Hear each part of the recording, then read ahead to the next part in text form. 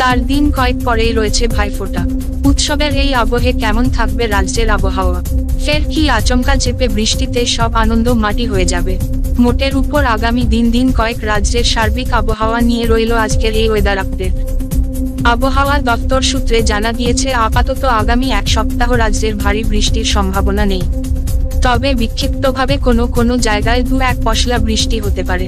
কালীপুজোর দিনেও ভারী বৃষ্টির সম্ভাবনা নেই। কালীপুজো ও দীপাবলিতে হালকা বৃষ্টির সম্ভাবনা রয়েছে। আগামীকাল শহর কলকাতায় হালকা বৃষ্টি হতে পারে। তবে কাল দক্ষিণবঙ্গে বৃষ্টির সম্ভাবনা সার্বিকভাবেই ক্ষীণ।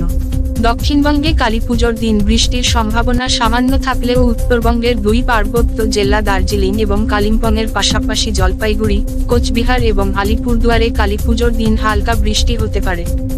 আগামী রবিবার ভাইফোঁটা।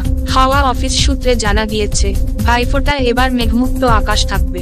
রোদ ঝলমলে আবহাওয়াতেই ভাইয়ের কপালে পড়বে ফোঁটা, জমির দুয়ারে পড়বে কাঁটা।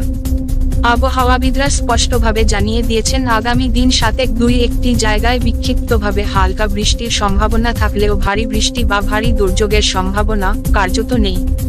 বরং রাজ্য জুড়ে শুষ্ক আবহাওয়া অনুভূত হতে শুরু করবে। নভেম্বর মাসের প্রথম সপ্তাহ থেকেই আবহাওয়ায় বদল আসতে পারে। ব্যুরো রিপোর্ট, জেলার বার্তা।